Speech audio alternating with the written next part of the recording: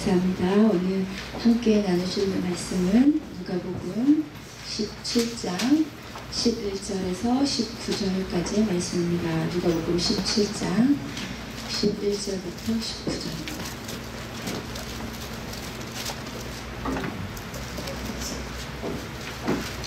많이 더우시죠? 괜찮으세요? 예.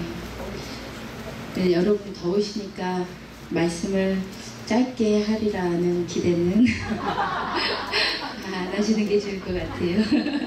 2년 전에 혹시 가족 수련회를 기억하실지 모르겠지만 저는 만삭의 몸으로 재킷 입고 땀을 정말 비 오듯이 흘리며 2시간 했죠? 그죠? 누가복음 17장 우리 11절에서 19절 찾으셨으면 다 같이 11절부터 19절 11절부터 19절 같이 읽으십시다. 시작. 예수께서 예루살렘으로 가실 때 사마리아와 갈릴리 사이로 지나가시다가 한 마을에 들어가시니 나병 환자 10명이 예수를 만나 멀리 서서 소리를 높여 이르되 예수 선생님이여 우리를 불쌍히 여기소서 하거늘 보시고 이르시되 가서 제사장들에게 너희 몸을 보이라 하셨더니 그들이 가다가 깨끗함을 받은지라. 그 중에 한 사람이 자기가 나은 것을 보고 큰 소리로 하나님께 영광을 돌리며 돌아와 예수의 발 아래에 엎드려 감사하니 그는 사마리아 사람이라. 예수께서 대답하여 이르시되 10사람이 다 깨끗함을 받지 아니하였느냐? 그 9은 어디 있느냐? 이 이방인 외에는 하나님께 영광을 돌리러 돌아온 자가 없느냐 하시고 그에게 이르시되 일어나 가라 내 믿음이 너를 구원하였느니라 하시더라. 아멘. 아멘. 우리가 지난 시간에 너에게 겨자씨 하나일 만한 믿음만 있어도 너희가 뽕나무더러 명하여서 뿌리가 뽑혀서 바다의 심규라 하였을 것이요 그것이 그대로 순종하였으리라 라는 메시지를 함께 보았습니다. 그것을 통해서 선포하는 믿음, 행동하는 믿음에 대해서 함께 나누었어요. 그렇죠? 2주 전에 그 말씀을 나눴습니다. 그런데 오늘은 새로운 사건이 전개가 되는 거예요. 예수님께서 예루살렘을 향해 가시다가 사마리아와 갈릴리 사이로 지나가시는데 10명의 나병 환자들이 와서 예수님께 고쳐달라고 해요. 그래서 예수님께서 10명을 모두 고쳐주셨는데 10명 중에 9은 그대로 가고 한 명만 사마리아인 한 명만 와서 예수님께 감사하였다라는 유명한 본문입니다. 이 본문은 감사의 중요성 혹은 감사하는 자가 받는 축복 등등의 메시지로 많이 선포되는 말씀이죠. 그렇죠? 그래서 이게 추수감사절의 단골 본문이에요. 감사. 그리고 이 본문이 감사에 대한 본문이 맞습니다. 그런데 이것을 감사라는 렌즈만을 통해서 보지 말고 오히려 그것에 한정하여 봤더니 이 본문이 주는 가장 어떤 본질적이고 중요한 메시지를 좀 놓치는 것 같아요. 사실은 이 본문은 더 깊고 넓은 렌즈로 보면 하나님을 찾아오시는 인간과 하나님을 찾는 인간의 만남이라는 하나님과 인간의 만남이라는 기독교의 가장 본질적이고 가장 중요한 주제를 담고 있는 본문입니다. 그래서 오늘은 그 주제를 가지고 여러분과 함께 은혜를 나누고자 합니다. 먼저 오늘 본문이 어떻게 시작하고 있었는지 우리 11절을 같이 읽으십시다. 시작. 예수께서 예루살렘으로 가실 때 사마리아와 갈릴리 사이로 지나가시다가 이게 오늘 말씀의 시작이에요. 그런데 이 짧은 한 구절이 사실 우리에게 전해주는 것은 예수님께서 우리를 찾아오실 때 어떻게 찾아오시는지가 이 한 구절에 드러나 있습니다. 먼저는 자기 자신을 버리고 찾아오시는 하나님의 사랑이에요. 오늘 말씀을 봤더니 예수님께서 예루살렘으로 가실 때에 라고 기록이 되어 있습니다. 여러분 우리가 누가복음 1장부터 같이 계속 나눴었는데요. 예수님의 사역이 이스라엘 전 지역 가운데 어디에 집중되어 있었지요? 원래 갈릴리에 예수님 공생의 사역의 대부분이 갈릴리에서 이루어졌었습니다. 그런데 갈릴리에서 사역하시던 예수님께서 예루살렘으로 가시기로 작정하시고 예루살렘 향해 가는 여행길에 오르셔요. 언제냐면 공생의 마지막 3년 가을경에. 왜 그러셨죠? 예, 십자가 달려 죽으시기 위해 예루살렘 행을 시작하십니다. 그 정확하게 시작한 시점이 우리가 함께 읽었던 누가복음 9장 51절이었어요. 같이 읽으십시다. 시작. 예수께서 승천하실 기약이 차감해 예루살렘을 향하여 올라가기로 굳게 결심하시고, 이게 예수님의 예루살렘 행의 시작이었던 거예요. 승천하실 기약, 다시 말하면 고난당하실 기약이 차서 예수님께서 고난당하시기 위해서 예루살렘 행을 시작하셨던 거예요. 그러면 오늘 본문에 예수님께서 예루살렘으로 향해 가셨다라는 구절이 우리에게 리마인드 시켜주는 것은 무엇이냐면, 지금 예수님은 죽으러 가는 길이다 이 말이에요. 맞죠? 예수님께서 죽으러 가시는 그 길에 사마리아와 갈릴리 사이로 가십니다. 그런데 예수님께서 예루살렘으로 가실 때 사마리아와 갈릴리 사이로 가셨다는 이것이 이스라엘 지도를 놓고 보면 조금 이상한 일이에요. 왜냐하면 예루살렘 지도를 보면 예수님의 대부분의 사역이 이 갈릴리에서 이루어졌었고, 누가복음 9장 51절에서 예루살렘을 향해 가시기로 결심하시고 예루살렘으로 가시기를 시작하셨단 말이에요. 근데 예루살렘에 여기 있잖아요. 여기로 가시는 길인데 계속 우리가 누가복음 9장부터 가시기를 시작하셔서 우리가 누가복음 9장부터 지금 누가복음 17장까지 예루살렘으로 가시는 길에 있었던 기적들과 가르침을 보았던 거예요. 근데 특별히 누가복음 15장쯤에 오시면 예수님이 어디에 도착하시냐면 이 베레아 지역에 도착하세요. 예루살렘 거의 근처죠. 이 베레아 지역에서 누가복음 15장에 뭐 있었죠? 잃은 양 비유, 잃은 드라크마 비유, 잃은 아들 비유, 그 비유를 선포하시고, 누가복음 16장 오시면 불의한 청지기 비유, 부자 나사로 비유 선포하시고, 지난 누가복음 17장에서 실족에 대한 메시지, 용서에 대한 메시지, 믿음에 대한 메시지, 이런 것이 다 이 베레아 지역에서 선포된 메시지예요. 그런데 이제 누가복음 10장에 용서에 대한 메시지, 믿음에 대한 메시지 베레아에서 다 선포하시고 이제 예루살렘으로 가시는 길이니까 예루살렘으로 가시면 될 거 아니에요. 근데 예루살렘으로 가는 직선 거리를 놔두시고 오늘 본문에 봤더니 다시 사마리아와 갈릴리 사이로 가셨대요. 그럼 뭐예요? 목적지가 바뀐 것도 아닌데, 목적지는 여전히 예루살렘인데 목적지까지 가는 직선 거리를 포기하시고 목적지와 상관없는 곳으로 다시 우회하셔서 사마리아와 갈릴리로 들어가신 거예요. 이거 무슨 의미예요? 주님께서 작정하고 찾아가신 거예요.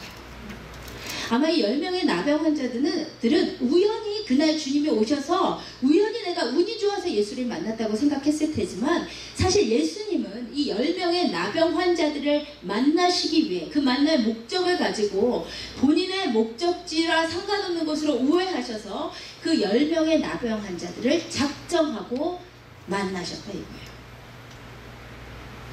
여러분, 그런데 다시 생각해보면 지금 이 길이 어떤 길이라고요? 죽으러 가는 길이라고요.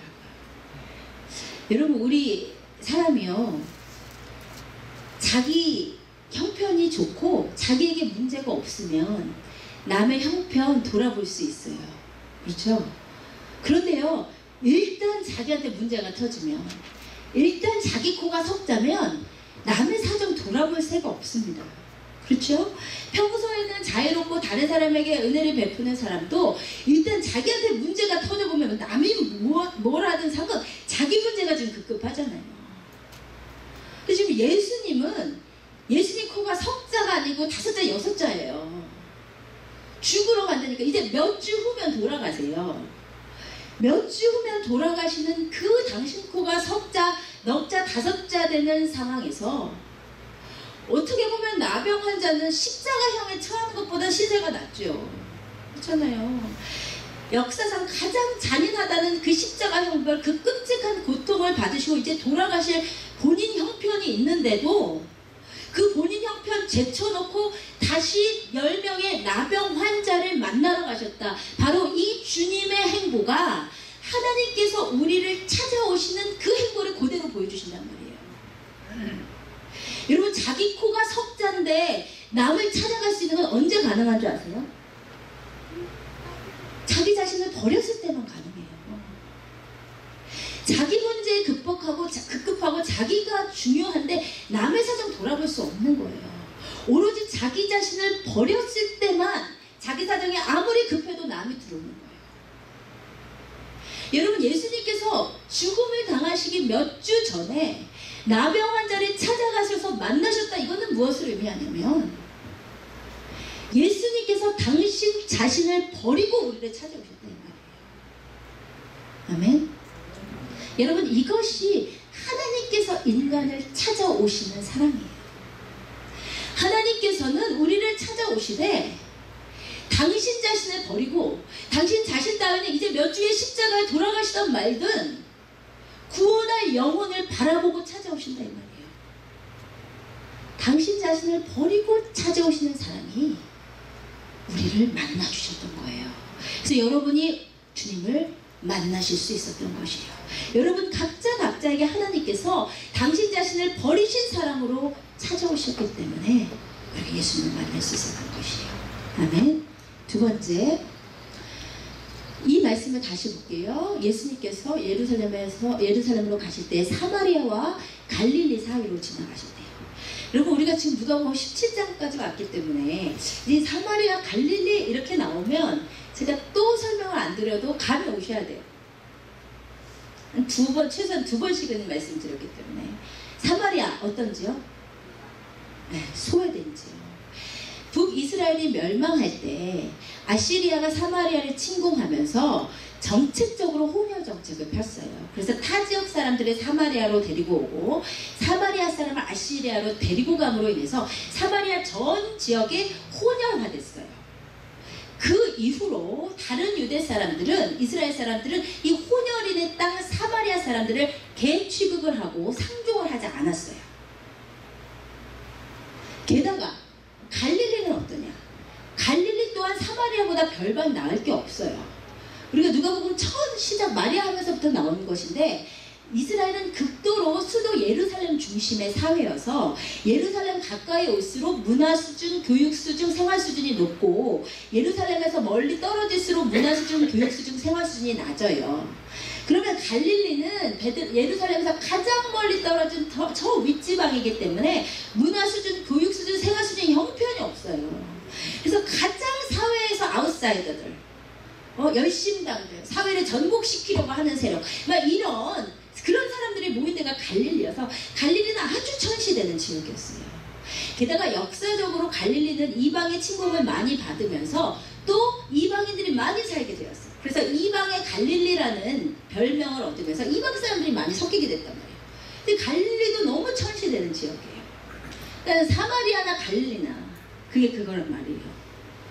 그런데 오늘 본문에 봤더니 예수님께서 그 소외되는 땅 사마리아, 그 소외되는 땅 갈릴리, 그 중에서도 사마리아와 갈릴리 사이니 행정적으로 보나 지형적으로 보나 사마리아에도 속하지 않고 갈릴리에도 속하지 않아서 아무도 제대로 케어하지 않는 그곳, 소외된 지역 가운데서도 가장 소외된 그 지역으로 예수님이 들어가셨다 이 말이에요. 게다가 가셔서 만나시는 분들이 나병 환자예요. 여러분, 나병 환자가 어떤 자들인지 너무 잘 아시잖아요. 성서시대 나병 환자들이. 물론 불치병에 걸려서 고생하고 외모가 끔찍하고, 그것보다 이스라엘의 나병 환자들이 더 고통스러웠던 이유는 율법적으로 이 사람들은 저주받은 자였어요. 하나님께 저주받았다는 사인이 문둥병이에요. 그래서 문둥병에 걸린 사람들은 정상인에게 다가가야 했을 때 입을 가리고 부정하다 unclean unclean, 하나님 나를 더럽다고 한 자라고 선포하면서 다녔어야 됐어요. 그러니까 이 나병 환자는 사회적으로 종교적으로 하나님께 저주받은 자라는 그 가장 아픈 굴레를 안고 살던 사람들이에요. 근데 오늘 봤더니 예수님께서 그 소외된 자들의 땅에 들어가셔서 그 가장 소외된 10명의 나병 환자들을 만나주셨다 이 말이에요. 여러분, 이것 또한 하나님께서 인간을 만나주실 때 어떻게 만나주시는지를 보여주는 거예요. 여러분, 사람은 사람을 찾을 때 잘 나가는 사람 찾아요. 돈 있는 사람 찾아요.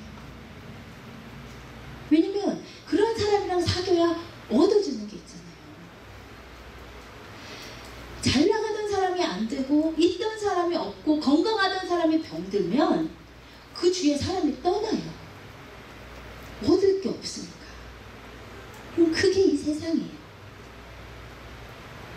그런데 우리 주님께서는 가장 소외된 곳에서 가장 없는 자들을 찾아가셨다. 여러분, 이게 무엇을 의미하시겠습니까?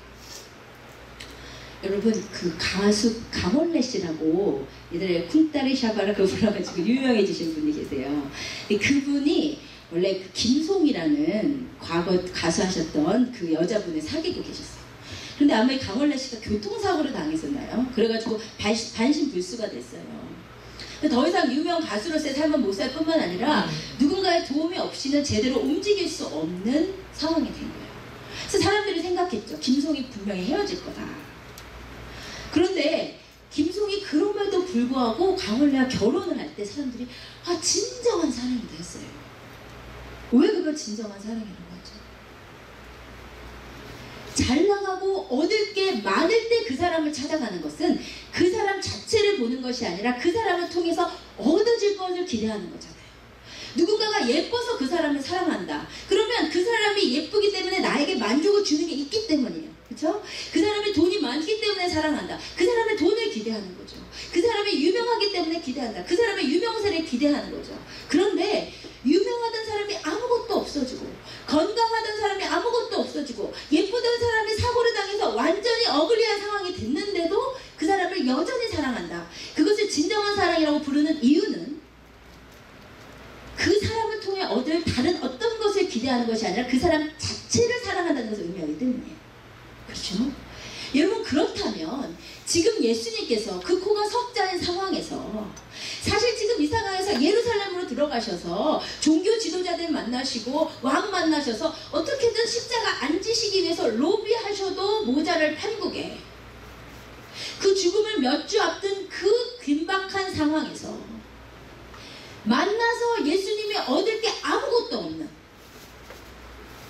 만나서 예수님을 도와줄 게 아무것도 없는 나병 환자들을 찾아가셨다. 여러분, 이것이 가르쳐주시는 하나님의 인간을 찾아오시는 사랑이 무엇입니까? 우리 자체를 목적으로 한 사랑이에요. 여러분, 하나님은 여러분 자체가 목적이시란 말이에요. 하나님이 여러분을 만나주셨죠. 그렇죠? 여러분 만나주심으로 여러분에게 얻을 수 있는 게 뭐길래요? 여러분, 하나님께 돈을 드릴 수 있습니까? 하나님께 뭐를 드릴 수 있어요, 여러분이? 우리 같은 자들을 만나셔서 하나님이 얻으실 게 아무것도 없어요. 그런데 그 우리를 만나시려고 자기 자신을 버리고 오셨다니까요. 그것이 의미하는 바는 뭐냐면 하나님에게 있어서 우리는 하나님의 목적이에요. 우리와의 관계 자체가 목적이에요. 우리 자체를 얻으려고 하나님께서 우리를 찾아오시는 거예요. 그것이 오늘 11절에 나오는 예수 그리스도의 행보가 가르쳐 주시는 거예요. 아멘. 예수님은 우리를 만나주시되 당신을 버리시고 만나주시며 우리 자체를, 우리와의 관계를 목적으로 하고 우리를 만나주십니다. 그럼 반면 인간이 예수님을 찾을 때는 어떨까요? 우리가 예수님을 찾는 모습은 어떤지 우리 같이 읽읍시다. 시작. 한 마을에 들어가시니 나병 환자 10명이 예수를 만나 멀리 서서 소리를 높여 이르되 예수 선생님이여 우리를 불쌍히 여기소서 하거늘. 여러분, 10명의 나병 환자가 예수가 오신다는 소문을 들었어요. 예수가 누군지도 잘 몰라. 예수가 선생이든 하나님의 아들이든 구원자든 사실 그것도 중요하지 않아. 왜요? 자기 목적이 있으니까. 자기가 이루어내야 될 게 있으니까. 그래서 목 터져라 외치는 거예요. 문득병자의 율법상 정상인에게 가까이 다가가면 안 되니까 멀리 서 있어야 됐지만 예수요, 예수 선생님, 나를 고쳐주세요, 나를 고쳐주세요 라고 목 터져라 예수를 불렀어요. 이건 뭐예요? 인간이 하나님을 찾고 있는 모습이에요. 여러분, 인간이 하나님을 찾고 있는 이 모습은 하나님이 인간을 찾으실 때랑은 전혀 달라요. 하나님은 당신 자신을 버리고 우리를 만나러 오시는데 인간은 자기 자신을 목적 삼아 자기 중심으로 하나님을 찾는 거예요. 하나님은 우리를 찾아오실 때 다른 어떤 것을 목적하지 않고 우리 자체를 목적으로 오시는데, 우리 인간은 하나님을 찾을 때 하나님 자체에 대한 관심은 없어요. 목적은 뭐예요? 내 문제 해결, 내 필요를 채우는 것, 나의 목적과 나의 필요 때문에 예수를 찾는 거예요. 하나님에게 있어 우리는 목적인데, 우리에게 있어서 하나님은 도구란 말이에요. 맞죠? 지금 하나님 자체를 목적하고 하나님 부르는 게 아니잖아요. 하나님, 당신이 예수든 당신이 선생이든 구원자이든 나 좀 고쳐주세요. 예수가 누구면 무슨 상관이에요? 자기 병 고치면 되죠. 여러분, 이것이 10명의 나병 환자들의 모습이 아니에요. 우리의 모습이에요. 우리 인간의 모습이에요. 우리 인간 중 그 누구 하나가 하나님 자체를 목적하고 처음부터 하나님을 너무 사랑하고 하나님을 너무 알고 싶어서 찾아가는 자가 누가 있습니까? 내가 병이 드니까 예수 찾는 거잖아. 내 자녀가 문제를 일으키니까 기도하는 거잖아. 내 남편이 속썩이니까 기도하는 거잖아. 하나님에게 있어서 우리는 언제나 전부이고 언제나 목적인데, 우리에게 있어서 하나님은 언제나 도구예요.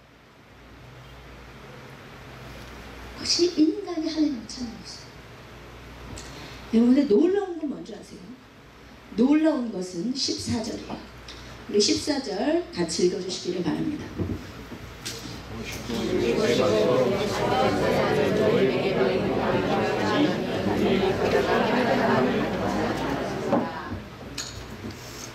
놀라운 것은 이거예요.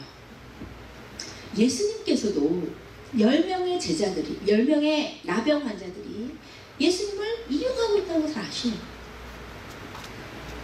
그런데 예수님께서 그 10명의 나병 환자들을 고쳐주시더라고요. 그래서 뭐예요? 이용당해 주시는 거예요. 마치 이용당하신다는 것을 모른다는 듯이, 혹은 이용당해도 상관없다는 듯이.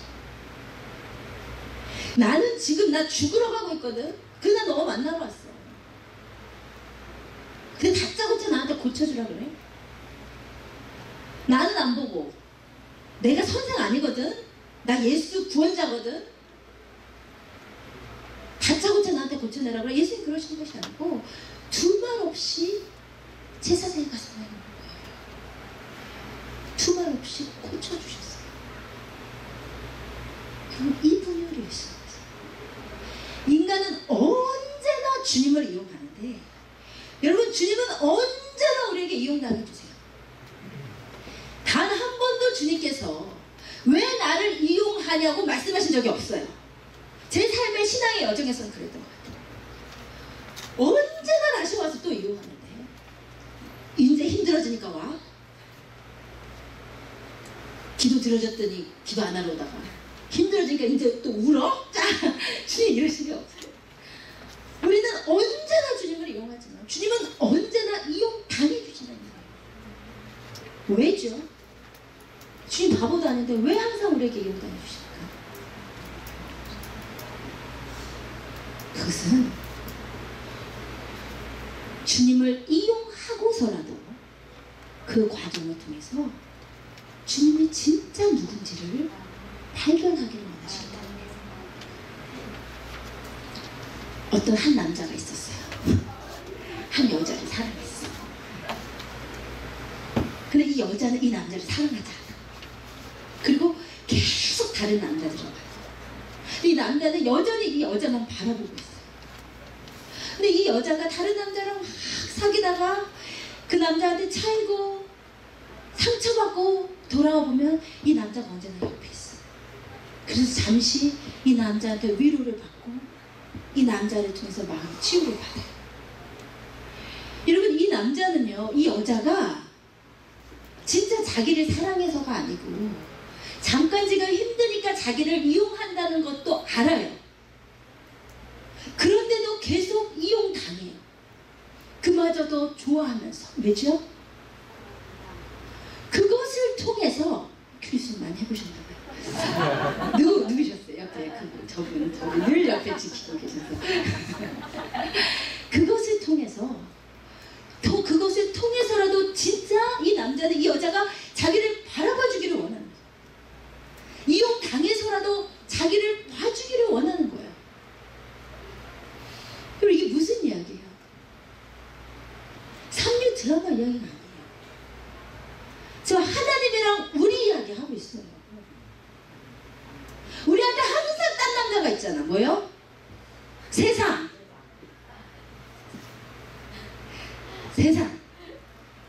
가늠하는 여자잖아요, 우리는. 살만 하면 또 세상이 보이잖아.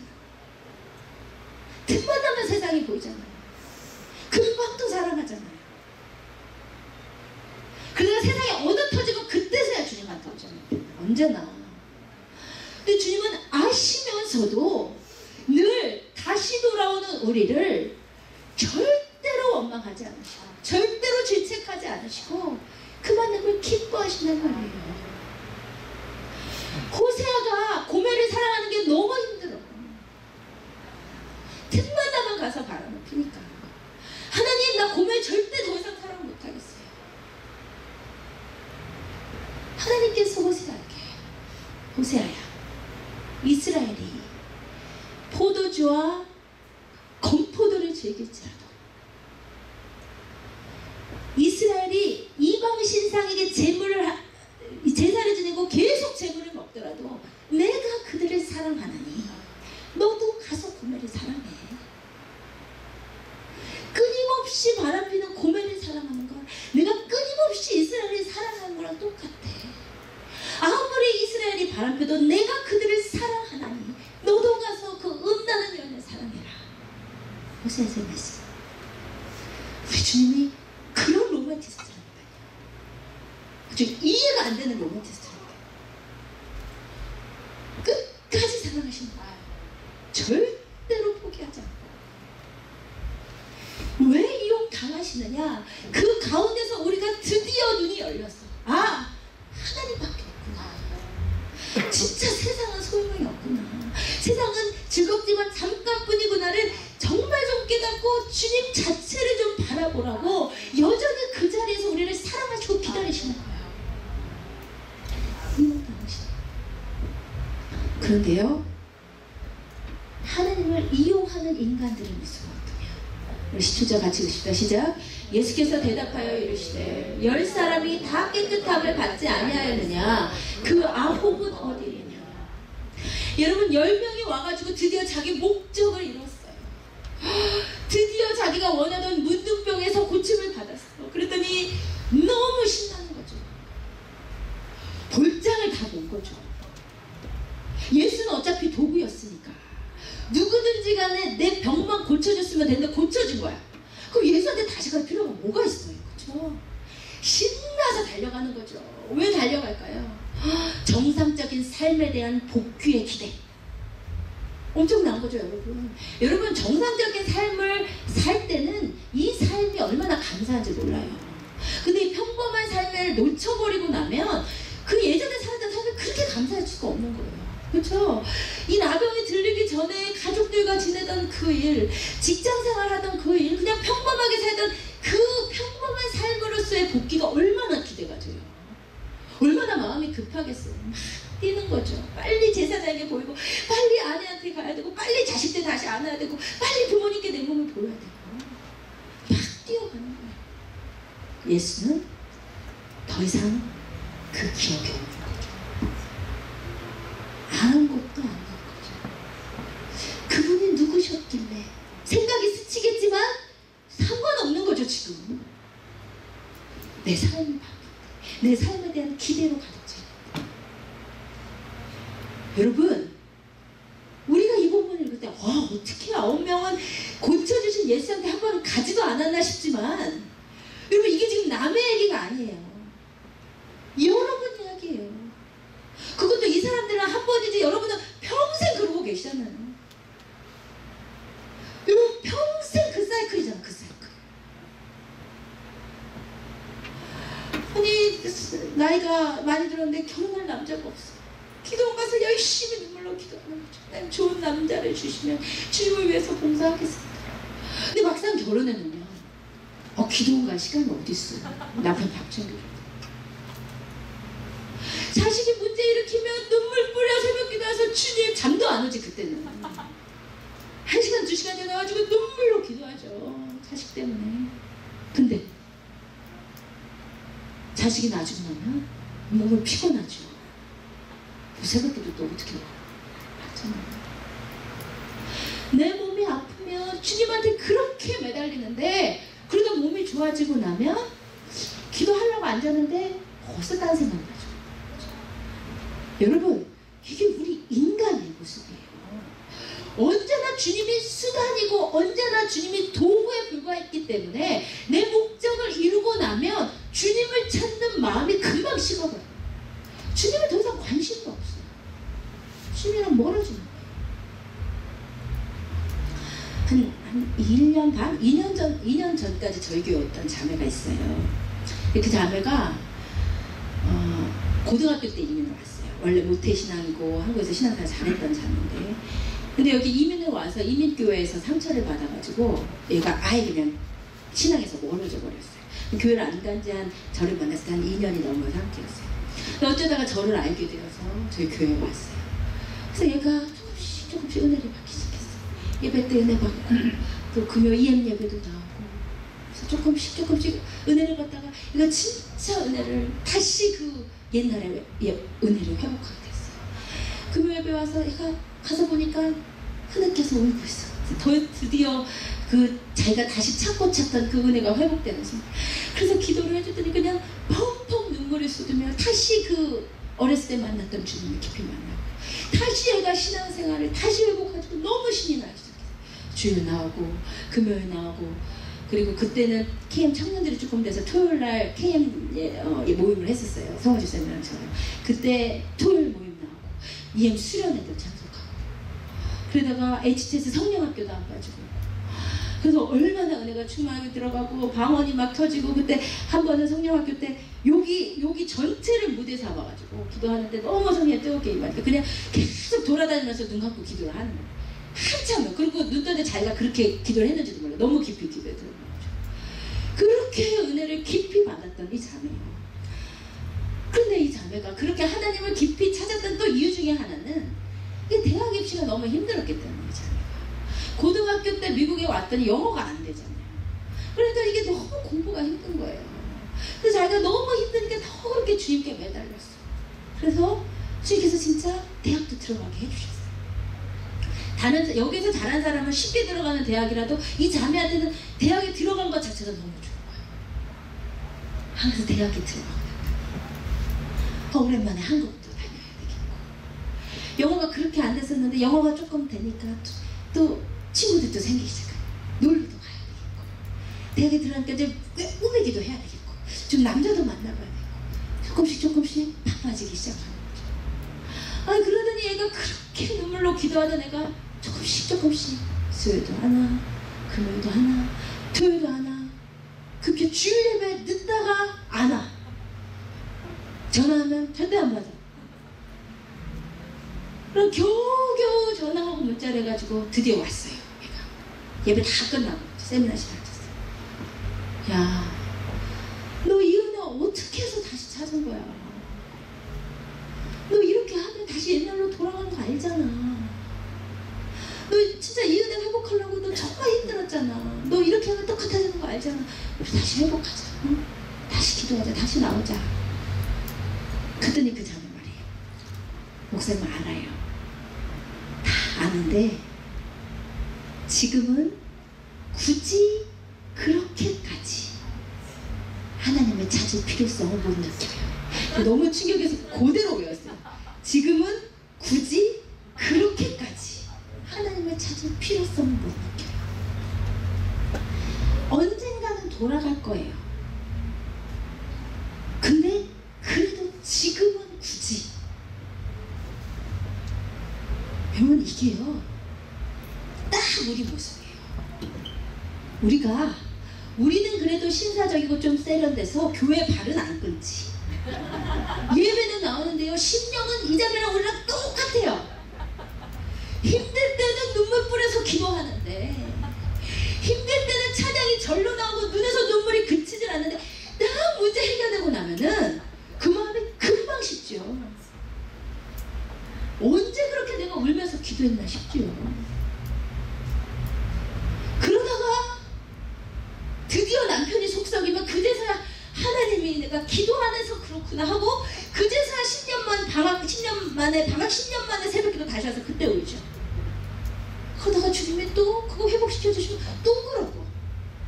이게 평생의 우리의 사이클이에요. 이게 왜 그러죠? 왜 그럽니까 우리가? 여러분이 예수 자체를 바라본 적이 없기 때문이에요. 예수가 여러분에게는 그저 도구이기 때문이에요. 한마디로 말해서 여러분 예수님 사랑하지 않기 때문이에요. 하나님은 여러분을 너무 사랑하셔서 여러분 자체를 목적으로 하고 여러분만 바라보고 쫓아오는데, 우리는 한 번도 예수 자체를 목적으로 바라본 적이 없어. 예수 그분의 인격을 바라본 적이 없어. 그분을 통해서 얻을 것만 늘 바라보고 주님을 따라갔던 거예요. 그러니 목적을 이루고 나면 예수 자체에 대한 흥미가 없어지죠. 그럼 이게 우리에게요. 10명 중 9명은 다 이래. 지금 앉아계신 10명 중 9명이 다 그래요. 여러분, 그런데 그 가운데서도요, 10명 중 한 1명 정도는 그러한 사이클을 반복하다가 예수를 통해서 자기 목적을 이루면서 가다가 어느 순간 예수 자체를 바라보게 되는 심령이 있어요. 이 사마리아 사람이 그랬어요. 같이 읽읍시다. 시작. 그 중에 한 사람이 자기가 낳은 것을 보고, 여기까지 할게요. 10명 중에 1명인데 많지 않아요. 그런데 계속 주님을 이용하고 신앙생활을 하다가 어느 순간 진짜 주님을 보게 돼요. 이분이 누구신가? 여러분, 이 사마리아 사람도요, 자기 몸이 나은 것을 보고 너무 기뻤어요. 너무 흥분됐어요. 빨리 자기 부모님한테 가고 싶었어요. 빨리 자식들 안아보고 싶었어요. 빨리 직장생활에 복귀하고 싶었어요. 그런데 그래서 뛰다가 갑자기 머릿속을 꽉 누르는 생각이, 스탑하고 드는 생각이, 그런데 도대체 이분은 누구신가? 아니, 그런데 대체 이분은 누구시길래 말 한마디로 내 병을 고쳐주신단 말인가? 예수를 부를 때는 예수 자체에 대한 관심이 없었어요. 누군지 몰라. 그냥 선생님 이렇게 불렀는데 말 한마디로 내 병을 고치셨다. 이것은 이분은 선생님이 아니다. 이분은 구원자시구나. 이분은 그리스도이시구나. 이분은 나를 창조하신 분이시며 예배 받으실 하나님이시구나 라는 것을 깨달은 거예요. 그래서 바쁘게 자기 삶을 향해서 달려가던 그 발걸음을 스탑! 멈추고 예수께 돌아갔어요. 예수께 돌아가서 그 발 앞에 엎드립니다. 하나님을 찬양하며 그 발 앞에 엎드립니다. 그리고 감사합니다. 이것을 한 글자로 뭐라고 하나요? 예배라고 해요. 여러분 잘 들으시기를 바랍니다. 여러분, 이 한 명의 사람이 드린 것을 예배라고 해요. 9명의 사람이 하나님을 찾은 것을 성경은 예배라고 부르지 않습니다. 여러분, 오늘 예배에 대해서 오해하고 계셨다면 정말 예배에 대한 여러분의 개념을 고치셔야 돼요. 많은 사람들이 9명처럼 예수님 내 문제 해결해 주세요. 예수님 내 병 고쳐주세요. 예수님 내 자식 어떻게 해요? 예수님 내 남편 어떻게 해요? 예수님 내 직장 어떻게 해요? 부르고 울고 짜고 은혜 받고 위로받고 자기가 예배 드렸다고 생각해요. 여러분, 그런데 성경은 자기 필요를 채우기 위해서 하나님께 나아가는 것을 예배라고 부르지 않아요. 여러분, 예배는 무엇입니까?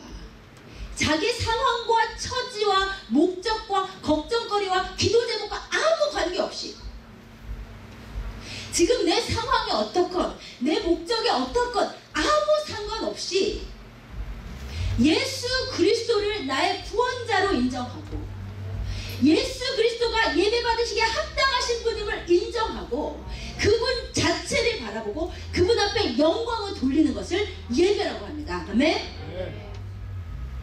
그게 예배예요. 그러므로 여러분, 예배의 핵심은 경배와 찬양이라니까요. 설교가 아니에요. 설교는 뭐야? 공급받는 거잖아요. 예배를 통해서 은혜 받는다? 좋은 거예요. 그러나 그게 예배의 핵심이 아니에요. 예배 받으신 하나님께서 반대로 내려주시는 게 은혜죠. 여러분, 혹시 여러분이 어떤 목적을 가지고 예배를 들으신다면 그것이 설사 영적인 목적이라고 해도 그거 예배 아니에요. 무슨 말인지 아세요? 은혜 받으시려는 목적으로 예배 드리는 거 예배 아니에요. 내 삶에 도움이 되는 메시지들이라고 들으려고 예배 드리는 거 예배 아니에요. 내 마음이 터치받고 위로받고 성령 충만 받으려고 예배 드리는 거 예배 아니에요. 예배는 유일무이한 목적이 하나님 한 분이셔야 돼요. 여러분의 예배 유일한 목적은 하나님께 영광 돌리고 하나님을 높이고 하나님께 엎드리고 하나님께 감사하는 거, 그게 예배예요. 그런데 예배 자리에 나왔다고 하면서 찬양이 나한테 은혜가 되는지 그거 생각합니다. 오늘 말씀이 나한테 은혜가 되는지, 그건 자기가 예배를 받는 거지. 예배 중심에 내가 있는 거지. 준비 찬양이 어디 있어요? 세상에 준비 찬양이. 준비 찬양이 뭘 준비하겠다는 거야? 자기 마음 준비하겠다는 거야. 자기 마음 준비하려고 드리는 찬양은 찬양이 아니에요. 찬양은 하나님을 경배하고 높이려고 드리는 게 찬양이에요. 하나님께 경배한 찬양 안 올리고 설교만 듣겠다. 늦게 왔어. 아직 설교 전이네. 안 늦었네. 이거 예배에 대한 개념 전혀 모르시는 거예요. 나는 예배하지 않고 은혜만 받겠다는 거예요. 여러분, 설교 중심의 예배는 사실 진짜 잘못된 예배예요.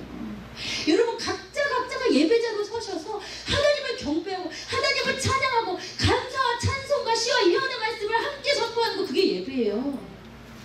예배의 핵심은 하나님이 이 예배를 통해서 영광 받으신다. 근데 예배를 통해서 내가 은혜 받았는지만 체크하고 있어요. 여러분이 예배 은혜 받고 안 받고 하나도 안 중요해요. 예배가 아니에요. 그럼 예배 받고 앉아요. 9명의 나병 환자들 예배 드리지 않았습니다. 하나님, 나 이 문제 해결해. 하나님, 내 자식 어떻게 해요? 그 귀한 거죠. 하나님 찾는 건 너무 귀한 건데 예배는 아니에요. 진정한 예배는 이 한 명만 드렸어요. 바쁘게 내 삶을 향해 가려고 했는데 그것을 스탑하고 세상을 향해 나아가려는 나의 생각과 마음을, 내 발걸음을 스탑하고 지존하신 그분, 예배 받으시기에 합당하신 그분 앞에 엎드려 그분께 감사와 찬송을 올려드리는 것이 예배죠. 그래서 찬양이, 우리가 설교전에 드리는 찬양이 이 예배에 가장 가까운 거죠. 그게 핵심입니다, 여러분. 근데 여러분이 하나님께 영광을 돌려드릴 때 영광 받으신 주님께서 우리에게 임재하셔서 우리에게 은혜를 내려주시는 거죠.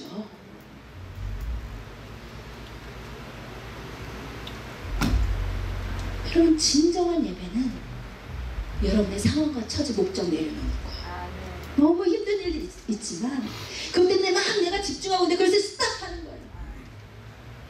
번잡하고 바쁘고 세상을 향해 가는 모든 것들을 스탑하고 하나님 바라보고 주님 한 분 바라보고 그분을 경배하는 거, 높이고 영광 돌리는 것을 예배라고 합니다. 네? 그런데요, 그렇게 진정으로 예배하는 자에게는 놀라운 축복이 있어요. 같이 읽읍시다. 시작. 그에게 이르되 일어나 가라, 내 믿음이 너를 구원하였느니라. 여러분, 한 명의 예배자, 하나님을 예배한 유일한 그 한 사람에게 주님께서 오늘 말씀하시기를 너의 믿음이 너를 구원하였느니라. 그래서 구원이라는 단어, 헬라어 소조인데 잘 안 보이지만 많이 했기 때문에 다 아신다고 믿습니다. 성경에서 구원은 죽고 나서 천국 가면 의미한 적이 없어요. 너 나한테 예배했구나, 너 죽고 가서 천국 갈 거야, 이 얘기가 아니에요. 성경에서 말하는 소조, 구원이라고 하는 것은 영과 혼과 육의 완전한 상태입니다. 여러분, 주님을 도구로 삼고 내 목적을 이루기에 왔을 때는 진짜 내 목적만 이루지요. 하나님 이루어주시니까, 이용 당해주시니까. 그리고 내 삶은 여전히 구원이 필요한 상태예요. 예수 없는 우리 인간은요, 영적으로 깨어지고 혼적으로 망가지고 육적으로 아프고 메스업이 된 상황이에요. 예수 없는 우리 인간은 다 뒤틀리고 어그러지고 망가져 있어요. 감정과 생각과 의지와 모든 것이. 그런데 예수 앞에 와서 진정으로 예배하는 자는 예수와 인격적인 관계를 누리는 거거든요. 예수를 바라보고 그분과 인격으로 교제하는 거거든요. 여러분, 그분에게는 하나님께서 놀라운 축복을 주시는데 모든 것의 구원자 되시며 모든 것의 좋은 것에 모든 것을 갖고 계신 예수 그리스도께서 그 삶의 주인이 되어버리시니까 영, 혼, 육의 온전한 구원, 삶의 온전한 회복, 나라는 존재의 온전한 회복을 허락하여 주신다 이 말이에요. 아멘. 여러분, 이게 하나님을 인격으로 바라보고 하나님께 나온 자가 누리는 축복이에요. 예수 없을 때는 내 감정이 너무 망가졌어. 예수 앞에 왔더니 내 감정이 회복되고 의지가 회복되고 생각이 회복되고 내 몸도 회복되고 나의 삶이 회복되고 가정이 회복되고 모든 좋은 것이 예수 안에 감추어져 있기 때문에 예수와 인격적인 교제를 나누면 그 모든 좋은 것을 받아 누리는, 그게 진정한 예배자가 얻는 축복임을 믿으시기 바랍니다. 아멘. 그러니까 이 좋은 주님 놔두고 이용만 하려고 하니까 삶은 여전히 그것이고 신앙은 여전히 그 페이스거든요. 여러분, 예수 자체를 바라보셔야 돼요. 신앙생활 30년에도 여전히 그 사이클이야. 어떻게 그래요? 어떻게 평생 주님을 이용만 하십니까? 주님, 그분 그 자체를 사랑하셔야죠. 좀 그분 그 자체를 좀 바라보셔야죠. 주님께서 이 모든 문제와 상황 가운데 말씀하신 거예요. 스탑! 세상을 향한 모든 마음과 생각과 걱정을 스탑하고 Look at me. 나를 바라보라. 여러분께 질문 드립니다. 여러분 9명의 나병 환자이십니까? 아니면 1명의 진정한 예배자이십니까? 네. 주님 자체를 바라보세요. 문제를 더 이상 바라보지 마세요. 모든 구원의 모든 것을 갖고 계신 예수 그리스도 그분을 바라봐야지. 왜 이렇게 문제를 바라보고 예수님을 이용하세요? 언제까지? 주님은 여전히 이용당하시지만, 그러나 그것을 통해 얻고 싶은 것은 여러분 그 자체예요. 여러분의 마음이에요. 나를 바라봐. 여러분, 진정한 예배자 되시길 원합니다. 주님 보세요. 그분이 가장 좋으신 분이에요. 그분이 내 삶의 모든 것을 구원하실 수 있는, 우리에게 소조를 주실 수 있는 분이 예수 그리스도 그분이에요. 여러분, 예수를 이용하려고 하는 한 여러분의 모든 삶은 종교에서 더 이상 벗어날 수가 없어요. 주님을 만나야 진정한 인격적 교제가 있어요. 주님 그 자체를 사모하셔야 주님 안에 오는 모든 좋은 것을 받아 누릴 수가 있어요. 여러분, 주님을 사랑하시기를 부탁드립니다. 주님을 바라보세요. 문제와 상관없이, 기도 제목과 상관없이 내 삶이 평안하든 평안하지 않던 주님 자체만 여러분의 목적이 되시기를 주님의 이름으로 축원드립니다. 아멘. 우리 다 같이 일어나 보십시다.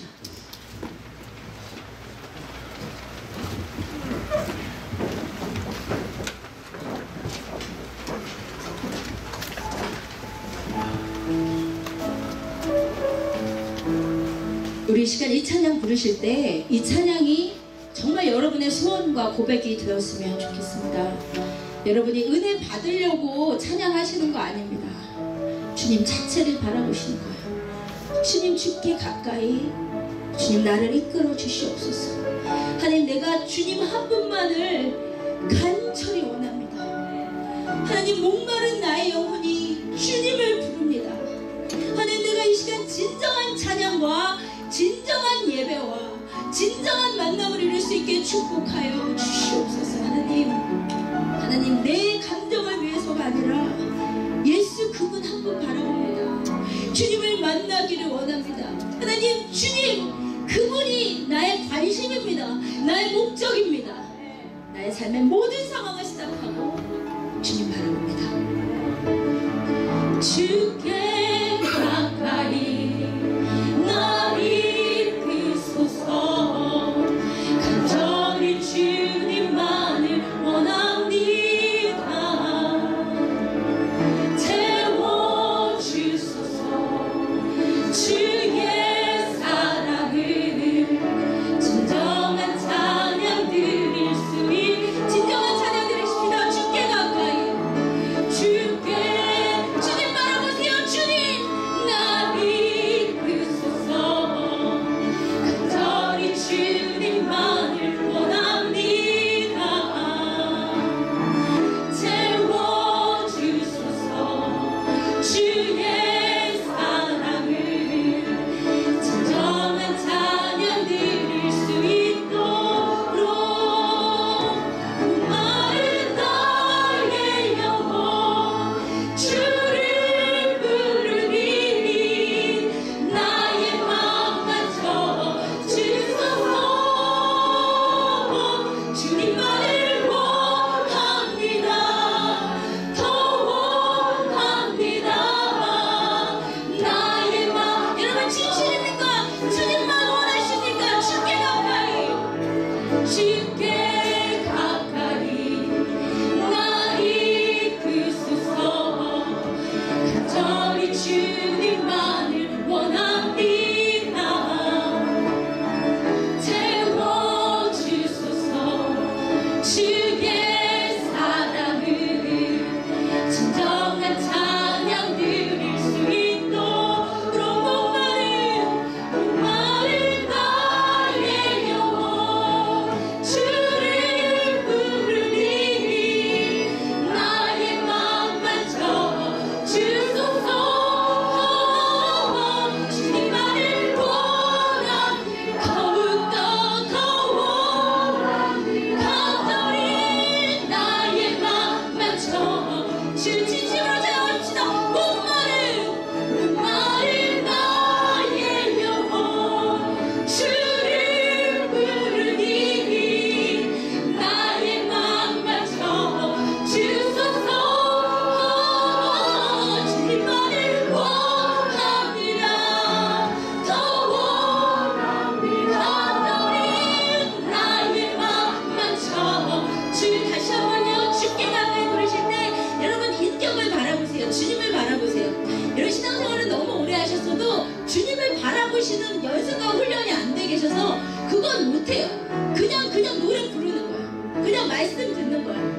여러분 그거 아니에요. 주님을 여러분 바라보시는 거예요. 그분께 관심을 갖는 거예요. 내 기도 제목 때문이 아니에요. 여러분 주님 자체를 원하셔야 돼요. 그때 주님께서 여러분의 진정한 찬양을 받으시고 여러분의 영과 혼과 육을 고치세요. 엄청난 축복입니다. 소주의 축복을 이 삶 가운데 누리는 거예요. 여러분 이 시간 주님 바라보시길 원합니다. 진심으로 주님 바라보길 원해요. 영혼의 눈을 떠주시고 육신의 눈을 감으시고 주님 주께 가까이 날 이끌어 주시옵소서. 주께 가까이 날 이끄소서. 간절히 주님만을 원합니다. 채워주소서. 주의 사랑을 진정한 찬양 드릴 수 있도록 목마른